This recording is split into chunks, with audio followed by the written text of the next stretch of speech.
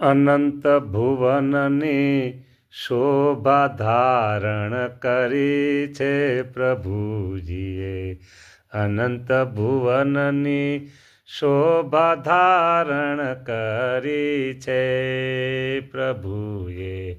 શોભા ધારણ કરી છે પ્રભુએ. શોભા ધારણ કરી છે.